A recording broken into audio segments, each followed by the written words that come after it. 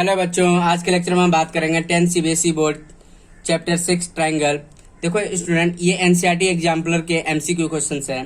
देखो हमने 8 क्वेश्चन तक प्रीवियस वीडियो में डिस्कस कर चुके हैं स्टूडेंट।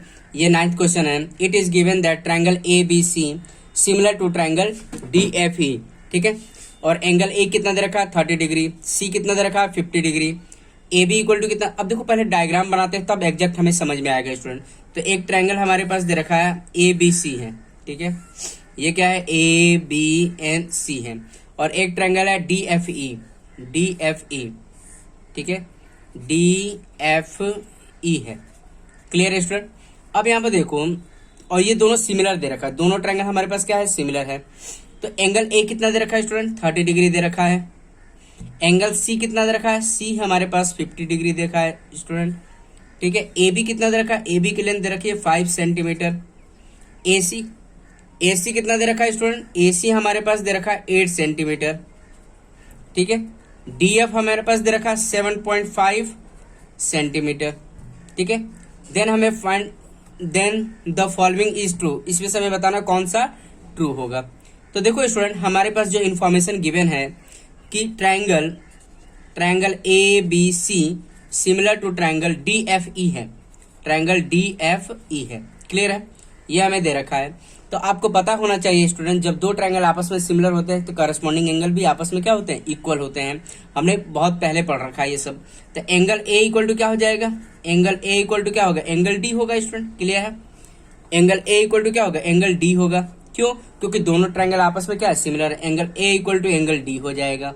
ठीक है, और एंगल ए कितना समा, ए हमारे पास कितना दे रखा है 30 डिग्री। देखो स्टूडेंट, ये एमसीक्यू क्वेश्चन है, इसलिए मैं ज्यादा डिटेल नहीं करूंगा, आपको एमसीक्यू की तरह सॉल्व करना सिखाऊंगा। तो देखो एंगल ए और डी आपस में इक्वल, बट एंगल ए कितना दे रखा है 30 डिग्री, तो देयरफॉर डी भी कितना हो जाएगा 30 डिग्री हो जाएगा। इतनी बात समझ में आ रही है स्टूडेंट। क्लियर है। अब यहाँ पर देखो एंगल ए हो गया, एंगल देखो अब यहाँ पर एंगल बी इक्वल टू क्या हो जाएगा, एंगल एफ हो जाएगा। एंगल सी इक्वल टू कितना हो जाएगा, ई हो जाएगा।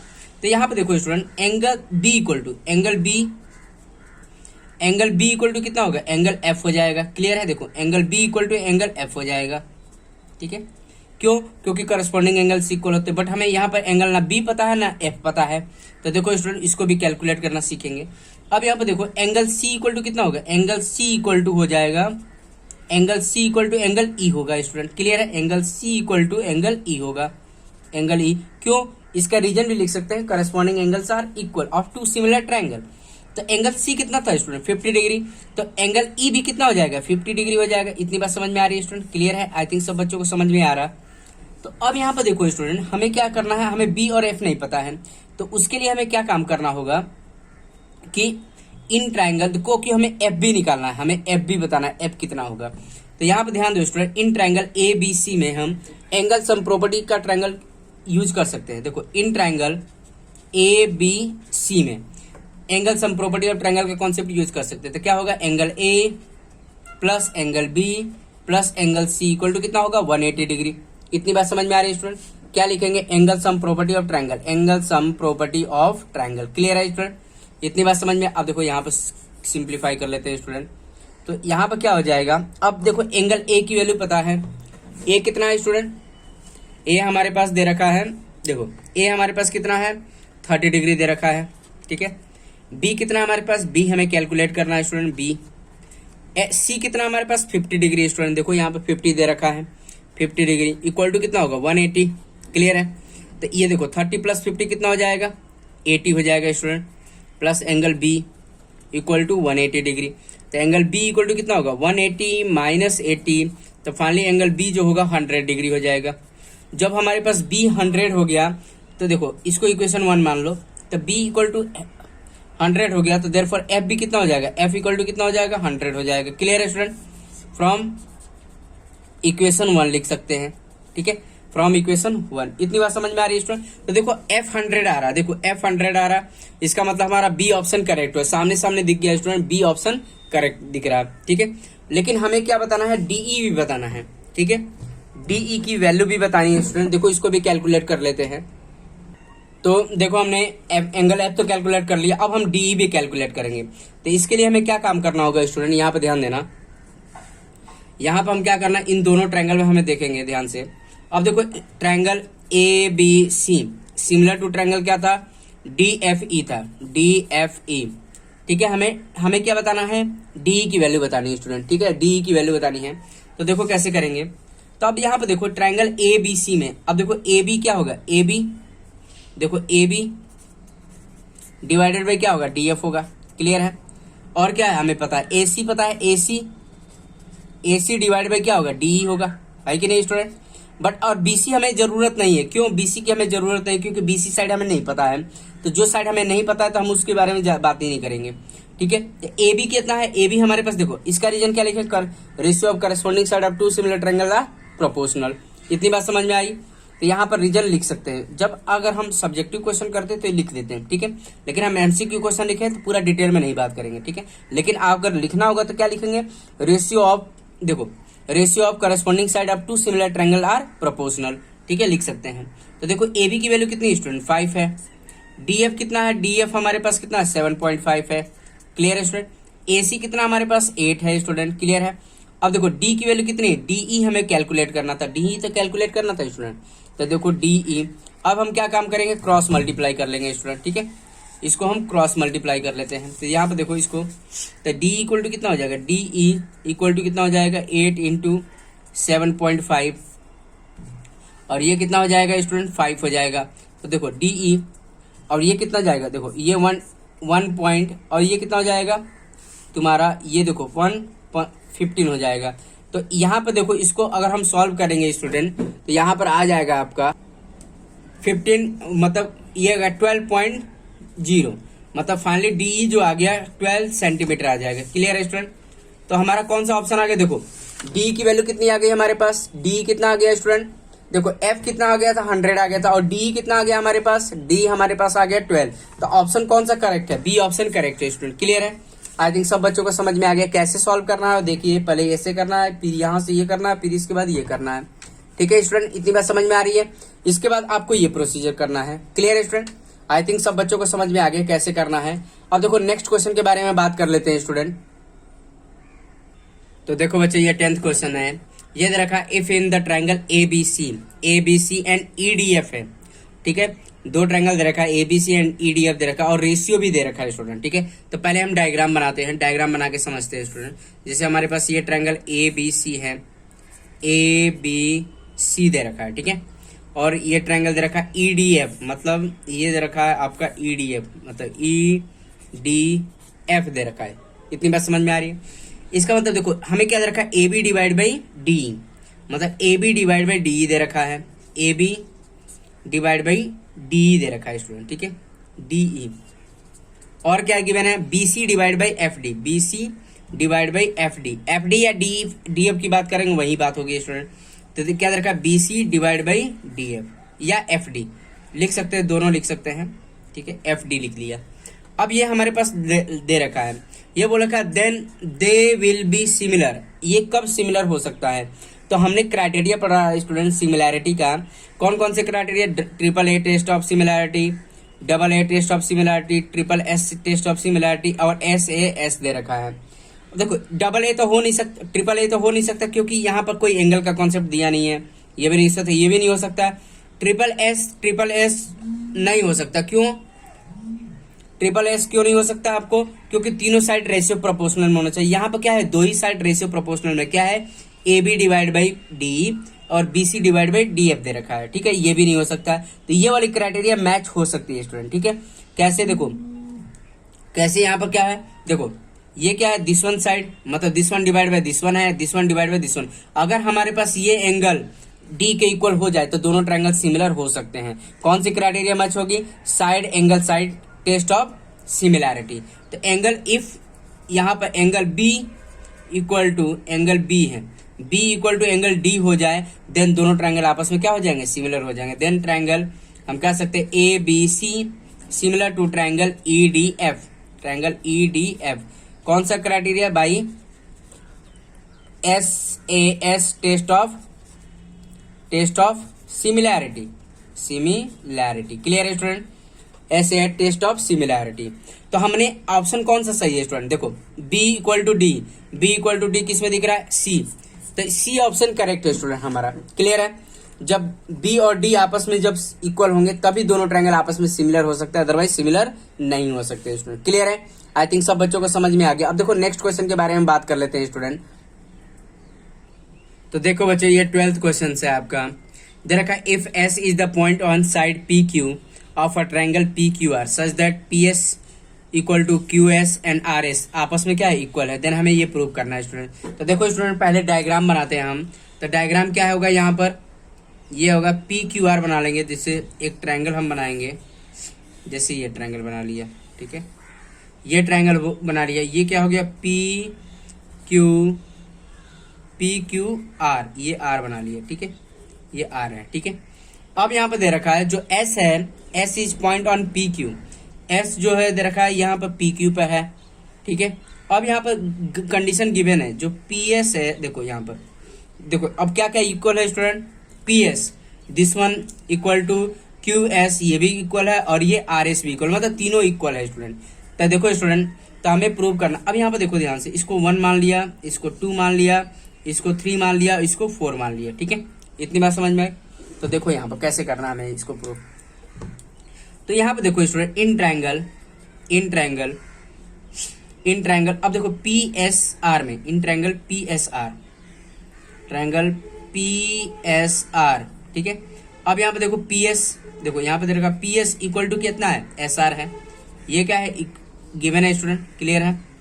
तो एंगल 1 इक्वल टू कितना हो जाएगा, एंगल 1 इक्वल टू एंगल 2 हो जाएगा। इतनी बात समझ में आ रही है स्टूडेंट? क्या लिखेंगे, angle opposite to equal sides are equal, क्या लिखेंगे, angle opposite to equal, sorry ये क्या है, angle opposite to equal sides are equal. ये हमने 9th क्लास में पढ़ा था आइसोसेलेस प्रॉपर्टी के बारे में, ठीक है। Angle opposite to equal sides are equal, ये आइसोसेलेस ट्रायंगल की प्रॉपर्टी है। इसको हम इक्वेशन 1 बना लिए, ठीक है। इतनी बात समझ में आ रही है स्टूडेंट? इसको हम इक्वेशन 1 बना लिए। सेम प्रॉपर्टी अप्लाई करेंगे in triangle S R Q में, ठीक है, in triangle S R Q, clear है स्टूडेंट? तो अब यहाँ पे देखो क्या करेंगे, ट्रायंगल एस आर क्यू में देखो ये भी क्या है, आर एस इक्वल टू क्या है, एस क्यू है, ये भी क्या है स्टूडेंट, गिवन है, क्लियर है। तो हम कह सकते हैं एंगल 3 इक्वल टू एंगल 4 लिख सकते हैं, क्लियर है। इसका भी रीजन क्या लिखेंगे, angle opposite to equal sides are equal, क्या लिखेंगे student, angle opposite to equal sides are equal, clear है स्टूडेंट। अब यहाँ पे देखो इसको हम इक्वेशन 2 बना लेंगे, ठीक है, ठीक है। अब यहाँ पे देखो अब बड़े वाले ट्रायंगल के बारे में बात की। पहले हमने क्या किया, in triangle P S R में बात किया, फिर इसके बाद हमने ट्रायंगल आर एस क्यू में देखा। अब हम क्या काम करेंगे, in triangle P R Q के बारे में बात करेंगे। देखो यहाँ पे in triangle P Q are में, ठीक है। तो यहाँ पे सॉरी, अब यहाँ पे देखो तीनों एंगल का सम देखो, angle P plus angle Q plus angle R कितना देगा, 180 डिग्री, क्लियर है student. Angle sum property of triangle, clear है स्टूडेंट। एंगल P कितना हमारे पास, एंगल 1 है, एंगल 1। एंगल Q कितना है स्टूडेंट, एंगल 4 है। एंगल R कितना है, एंगल 2 प्लस एंगल 3 है, इक्वल टू कितना हो गया, 180 डिग्री, क्लियर है। इतनी बात समझ में आए? अब देखो यहाँ पर एंगल 1 और 2 आपस में इक्वल है, तो 1 के जगह पर भी क्या लिख सकते हैं स्टूडेंट, 2 लिख सकते हैं, क्लियर है। देखो हमने यहाँ पे यह देखा एंगल 1 इक्वल टू क्या, एंगल 2 फ्रॉम इक्वेशन 1 से, तो 1 के जगह पर क्या लिख देंगे, 2, ठीक है।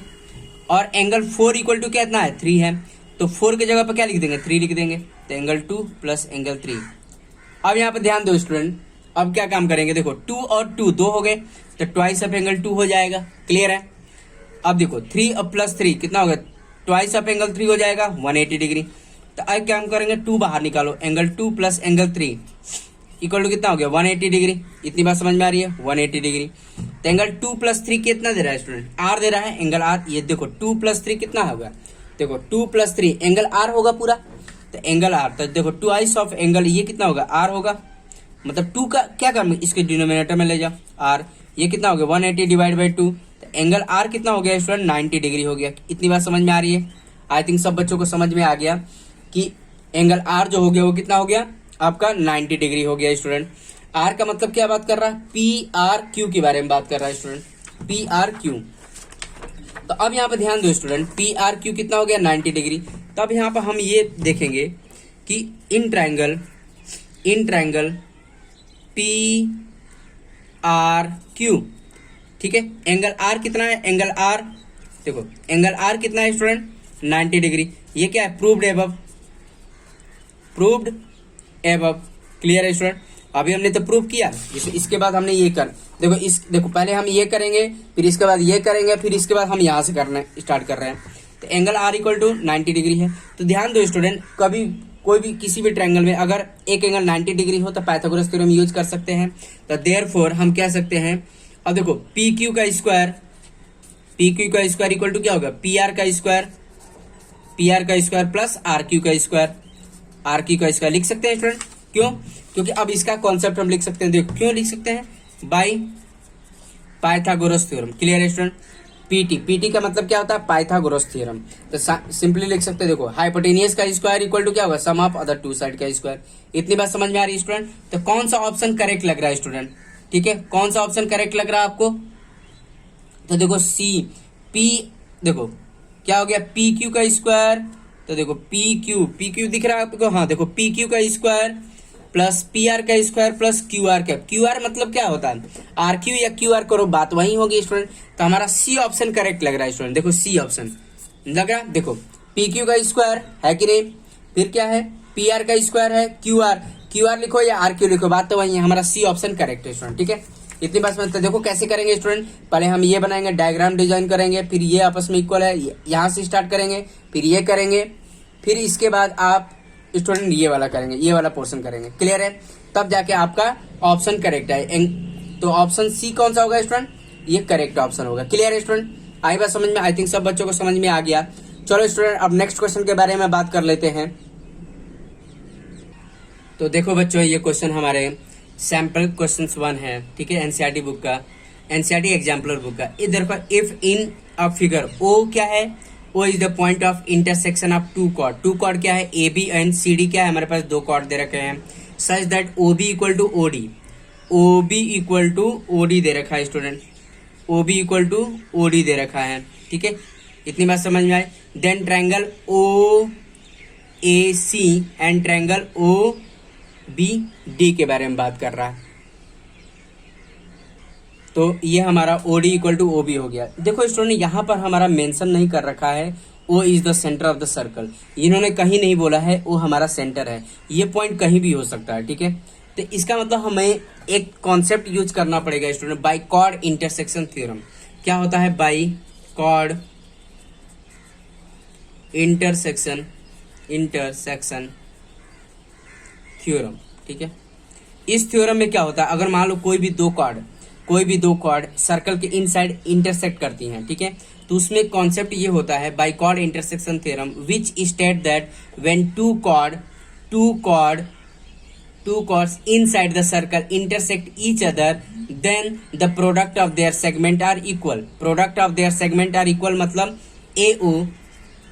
AO into OB equal to क्या होता है, OC इंटू OD। ये होता है हमारा एक थ्योरम है, ठीक है। तो ये क्या है, बाई कॉर्ड इंटरसेक्शन थ्योरम है। क्या मैंने बोला कि which state that when two chord inside the circle intersect each other then the product of their segments are equal. मतलब AO equal to OB and OC equal to OD। Clear है student, इतनी बात समझ में।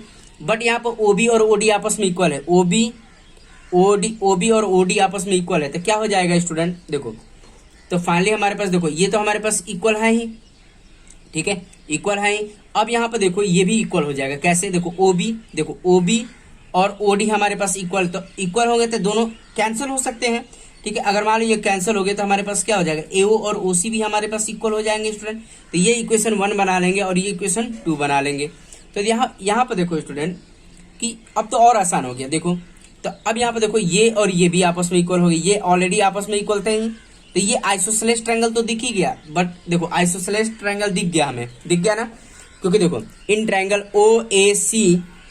OAC and ODB में देखो OAC में देखो AO इक्वल टू OC हो गया, हमने प्रूव कर लिया। और देखो OD इक्वल टू OB हमारे पास गिवन था ही, तो ये तो आइसोसेलेस ट्रायंगल हो ही गया स्टूडेंट, इक्विलैटरल तो नहीं हुआ, आइसोसेलेस ट्रायंगल हो गए। ठीक है, या तो ये ऑप्शन होगा या ये ऑप्शन हो गया। अब ये बताना सिमिलर एंड नॉट सिमिलर, तो सिमिलर एंड नॉट सिमिलर की भी कंडीशन हमें प्रूव करनी पड़ेगी। तो ये 45 है तो ये भी 45 डिग्री होगा, वर्टिकली अपोजिट एंगल। अब यहाँ पे देखो स्टूडेंट, अब हमें कोई देखो दोनों ट्रायंगल को सिमिलर प्रूव करने के लिए हमें क्या करना होगा, कोई भी एक एंगल, मतलब देखो एक एंगल इक्वल हो चुका है, ठीक है, अब दूसरा कोई भी एक एंगल इक्वल कर दें तो हम दोनों ट्रायंगल सिमिलर प्रूव कर सकते हैं। तो देखो हमें पता चल गया ये आइसोसेलेस ट्रायंगल है, बट सिमिलर है या नहीं है हमें वो नहीं पता है। तो देखो प्रूव करते हैं इन ट्रायंगल ओ ए सी में, इन ट्रायंगल ओ ए सी ये ट्रायंगल है। तो यहाँ पे देखो ए ओ इक्वल टू क्या ओ सी है, अभी हमने प्रूव्ड एबव किया है, प्रूव्ड एबव क्लियर है। तो यहाँ पे देखो एंगल 1 इक्वल टू एंगल 2 लिख लो, ठीक है, एंगल 1 इक्वल टू एंगल 2, ठीक है, एंगल 1 इक्वल टू एंगल 2 हो जाएगा। इसका रीजन क्या लिखेंगे, angle opposite to equal sides are equal, यहाँ पे लिख देंगे angle opposite to equal sides are equal. इतनी बात समझ में आ रही है student, angle equal to opposite sides are equal, ठीक है, इतनी बात समझ में आए, तो दोनों इक्वल है। तो अब यहाँ पे ध्यान दो student, in triangle O A सी में देखो तो 45 डिग्री, ठीक है, 45 डिग्री हो गया, plus angle 1 plus angle 2 equal to कितना होगा 180 डिग्री। क्या होगा, angle sum property of triangle, clear है। तो देखो 45, अभी आप देखो एंगल 1 और 2 आपस में इक्वल है कि नहीं स्टूडेंट, तो कोई एक एंगल फाइंड आउट कर लेते हैं। तो ये 45 हो गया, तो एंगल क्या 1 + 1, तो इसको उधर लेके जाओ, तो एंगल 1 और इसको भी हम 2 के जगह पे भी क्या लिख सकते हैं, एंगल 1 लिख सकते हैं, और 180 माइनस 45 डिग्री, सॉरी 45 हो जाएगा, ठीक है। तो ये क्या होगा ट्वाइस ऑफ एंगल 1, और ये कितना हो जाएगा 180 में से अगर हम इसको माइनस करते हैं तो कितना आ जाएगा स्टूडेंट, यहाँ पर अब इसको माइनस करके देखो तो 135 हो जाएगा, 135। तो एंगल 1 इक्वल टू कितना हो जाएगा 135/2 हो जाएगा। तो कितना हो जाएगा स्टूडेंट, एंगल 1 इक्वल टू हो जाएगा, इसका हाफ करेंगे तो 67.5 आ जाएगा, मतलब 67.5 डिग्री आ जाएगा, क्लियर है, या 67.5 डिग्री, क्लियर है स्टूडेंट। तो एंगल 1 हमारे पास कितना आ गया, इतना आ गया, इसको हम नाम दे देंगे इक्वेशन 3, क्लियर है, आगे चल के यूज करेंगे। अब यहाँ पे देखो सेम प्रोसीजर हम इन ट्रायंगल ODB में भी निकालेंगे। तो देखो स्टूडेंट कैसे करेंगे, इसको भी हम सॉल्व कर लेते हैं, इन ट्रायंगल ODB। तो देखो स्टूडेंट, अब यहाँ पे देखो इन ट्रायंगल ODB, ठीक है, OD इक्वल टू OB है, ये हमारे पास क्या था गिवन था स्टूडेंट, क्लियर है।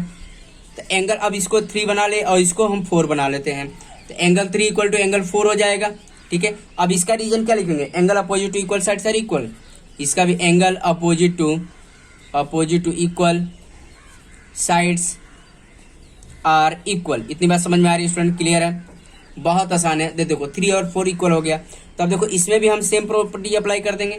देखो तो 45 degree plus angle 3 plus angle 4 equal to 180 degree, क्या लिखेंगे, angle sum property of triangle, clear है। 45 तो था ही, तो ये देखो 45 उधर लेके जाएंगे, और 3 और 4 आपस में इक्वल है, तो 3 के जगह पे भी हम क्या यूज कर सकते हैं 4, और ये भी 4 हो गया, 180 माइनस 45 डिग्री। तो ये कितना हो गया स्टूडेंट, तो ट्वाइस ऑफ एंगल 4 हो जाएगा, और ये कितना हो जाएगा 45 180 मतलब आपका 135 हो जाएगा। तो एंगल 4 इक्वल टू कितना हो जाएगा 135 डिवाइड बाई 2, तो finally we will get 4 equal to 67.5, ये भी आ जाएगा 67.5 डिग्री आ जाएगा। इसको हम नाम दे देंगे 4th इक्वेशन। तो अब यहाँ पर ध्यान दो स्टूडेंट, देखो हमने क्या किया था आइसोसेलेस ट्रायंगल तो प्रूव कर लिया, अब देखो सिमिलर प्रूव करना है। तो अब यहाँ पे देखो स्टूडेंट सिमिलर कैसे प्रूव करेंगे, इन ट्रायंगल, अब यहाँ पे ध्यान देना, in triangle AOB, in triangle AOC, clear student, और in triangle ODB, in triangle ODB, clear student. तो अब यहाँ पे देखो एंगल, देखो ये इक्वल टू कितना, angle AOC equal to angle DOB, देखो AOC लिखा हमने, और देखो DOB लिखना था, DOB, ठीक है। तो यहाँ पे देखो तो एंगल AOC और एंगल DOB क्या होगा, vertically opposite angles are equal. इतनी बात समझ में आ रही है, वर्टिकली अपोजिट एंगल क्या होते हैं स्टूडेंट, इक्वल होते हैं। और यहाँ पे देखो angle 1 angle 1 equal to angle क्या होगा, ये अभी हमने प्रूव किया एंगल 4। देखो एंगल 1 इक्वल टू एंगल 4 कर सकते हो या एंगल 3 कर सकते हो, क्लियर है। क्योंकि 3 और देखो 4 करो या 3 करो, क्योंकि दोनों आपस में इक्वल है। तो एंगल 1 इक्वल टू एंगल 3, इतनी बात समझ में आए। तो यहाँ पर लिख सकते हैं, देखो जिसे फोर्थ इक्वेशन बनाया, तो एंगल 3 और एंगल 4 इक्वल टू कितना होगा 67.5। तो इसको फोर्थ इक्वेशन बना लो, कोई दिक्कत नहीं। तो अब यहाँ पर क्या हो गया स्टूडेंट, एंगल 1 इक्वल टू 3 हो गया, कितना है ईच हमारे पास कितना 67.5, कितना देर का ईच 67.5 डिग्री है, क्लियर है स्टूडेंट। मतलब 67.5 है। तब देखो दोनों ट्रायंगल में हमें क्या मिल गया स्टूडेंट, देखो in triangle A O C and triangle D O B में दो एंगल हमारे पास इक्वल मिल गए। देखो A O C and D O B, और एंगल 1 और एंगल 3 भी मिल गया। तो हम कह सकते हैं triangle A O C similar to triangle D O B. कौन सी criteria, by A test of similarity, clear है स्टूडेंट, इतनी बात समझ में आ रही है। तो ये हमें मिल गया by a test of similarity, clear है। तो अब देखो यहाँ से हमें देखो दोनों को सिमिलर भी हमने प्रूव कर लिया है स्टूडेंट, और हमने आइसोसेलेस प्रूव किया था। कैसे कि ये दोनों आपस में, तो किसी भी दो ट्रायंगल में आपस में दो साइड इक्वल होते हैं तो आइसोसेलेस तो होता ही है, ये भी आइसोसेलेस। तो हमने, हमारा ऑप्शन कौन सा सही है स्टूडेंट, हमारा ऑप्शन डी ऑप्शन करेक्ट होगा। देखो क्योंकि हमने आइसोसेलेस ट्रायंगल भी प्रूव किया और सिमिलर भी प्रूव किया है, ठीक है। तो ये हमारा डी ऑप्शन करेक्ट है स्टूडेंट, क्लियर है। तो देखो आप कैसे सॉल्व करेंगे स्टूडेंट, तो यहां से स्टार्ट करेंगे और ये आप एक स्टेटमेंट लिख देंगे, ठीक है, बाय कॉर्ड इंटरसेक्शन थ्योरम। तो ये आपको पता होना चाहिए स्टूडेंट। फिर इसके बाद हम यहाँ से ये किए, तो अब हमने जैसे ये मैंने किया है वैसे आप सॉल्व करेंगे, ठीक है। ये और जो मैंने थ्योरम पूरा स्टेटमेंट लिखा है उसको भी आप लिख लेंगे, ठीक है। तो ये हो गया। फिर इसके बाद ये करेंगे स्टूडेंट, इसके बाद यहाँ से हम स्टार्ट करेंगे, ये करेंगे, ठीक है, ये करेंगे, ठीक है। फिर इसके बाद हम ये सिमिलर प्रूव कर लिए स्टूडेंट, क्लियर है। तो देखो ये क्वेश्चन एमसीक्यू था, ज्यादा हम डिटेल में बात नहीं किए। हम जैसे सॉल्व करने का तरीका आप रफ वर्क में ऐसे ही सॉल्व करके सॉल्व कर सकते हैं स्टूडेंट, ठीक है। तो क्वेश्चन हमारा ये ऑप्शन डी करेक्ट ऑप्शन है, क्लियर है स्टूडेंट। अब देखो नेक्स्ट क्वेश्चन के बारे में बात कर लेते हैं स्टूडेंट। तो देखो स्टूडेंट ये सैंपल क्वेश्चन 2 है। अब यहाँ पे दे रखा है D and E are the point respectively on the point on the side A B and A C है। तो एक हम ट्रायंगल बना लेंगे स्टूडेंट, देखो यहाँ पर ध्यान से ए बी सी, ठीक है, इतनी बात समझ में आ रही है। अब यहाँ पे दे रखा है D and E are point on, D है यहाँ पर और ई है हमारे पास यहाँ पर, डी पॉइंट ई पॉइंट है, और डी जो है पैरेलल टू बी सी है। देखो बीपीटी थ्योरम यूज कर सकते हैं स्टूडेंट यहाँ पर। तो यहाँ पर दे रखा है student in triangle A B C such that A D कितना दे रखा है 2 सेंटीमीटर दे रखा है, बी डी कितना दे रखा है स्टूडेंट 3 सेंटीमीटर दे रखा है, बी सी कितना दे रखा है, बी सी हमारे पास दे रखा है, बी सी 7.5 दे रखा है, ठीक है स्टूडेंट, क्लियर है। और D parallel to this one. तो देखो यहाँ पर बीपीटी नहीं यूज कर पाएंगे तो हमें सिमिलर प्रूव करके करना पड़ेगा स्टूडेंट। देखो कैसे सिमिलर प्रूव करेंगे। अब यहाँ पर ध्यान दो, इन ट्रायंगल दिस वन, देखो अब देखो पैरेलल है तो this one angle equal to this one होगा, angle 1 equal to 2 corresponding angle होगा, और ये एंगल जो है दोनों में कॉमन है स्टूडेंट, क्लियर है, इतनी बात समझ में आ रही है। तो यहाँ पर ध्यान दो स्टूडेंट कैसे करेंगे।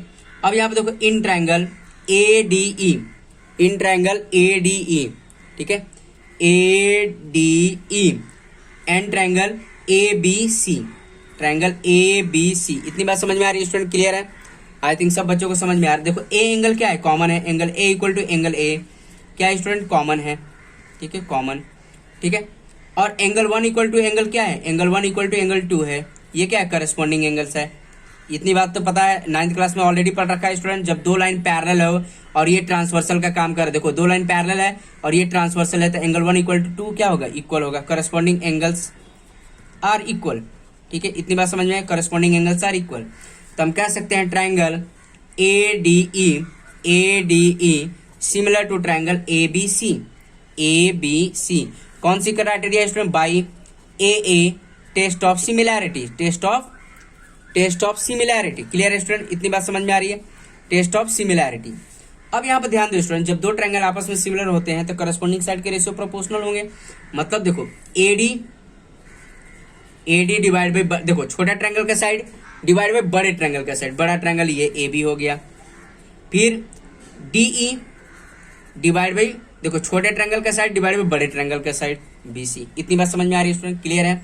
आई थिंक सब बच्चों को समझ में, देखो छोटा ट्रायंगल डिवाइड बाई बड़ा ट्रायंगल, छोटा ट्रायंगल डिवाइड बाई बड़े ट्रायंगल का साइड। तो देखो ए डी कितना दे रखा है 2 दे रखा है, ए बी कितना हो गया स्टूडेंट, ए बी देखो ये 2 है ये 3 है, टोटल कितना हो गया 5 हो गया, क्लियर है। डी हमें बताना है, डी, और ये कितना हो गया 7.5 हो गया स्टूडेंट, क्लियर है।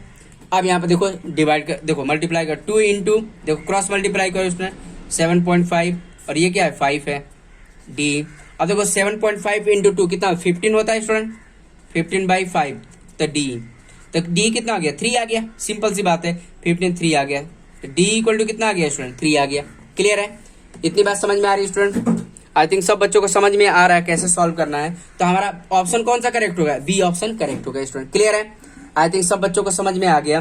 डी इक्वल टू आपका 3 सेंटीमीटर। तो देखो स्टूडेंट कैसे करना है, तो ये हमने ट्रायंगल बनाया, ये लाइन पैरेलल है तो हमने दोनों ट्रायंगल को सिमिलर प्रूव कर लिया। ये ए दोनों में कॉमन था, ये 1 इक्वल टू क्या हो गया 2 हो गया, आई बात समझ में। तो करस्पॉन्डिंग एंगल का कॉन्सेप्ट यूज किया, तो हमने क्या किया A D E similar to A B C किया। जब दो ट्रायंगल सिमिलर होते हैं तो करस्पॉन्डिंग साइड के रेशियो प्रोपोर्शनल होते हैं, यहाँ पर लिख सकते हैं स्टूडेंट। और फिर हमने वैल्यू ए बी कितना है, देखो ये 2 था और ये कितना था 3 था, तो दोनों का सम कितना हो जाएगा 5 हो जाएगा। और हमारे पास ये दे ही रखा था स्टूडेंट, बीसी कितना दे रखा था हमारे 7.5। आई थिंक सब बच्चों को समझ में आ गया कैसे सॉल्व करना है स्टूडेंट, ठीक है स्टूडेंट। तो आज के लिए इतना ही, अब आने वाले वीडियो लेक्चर में हम बात करेंगे, ठीक है स्टूडेंट। Okay, thank you.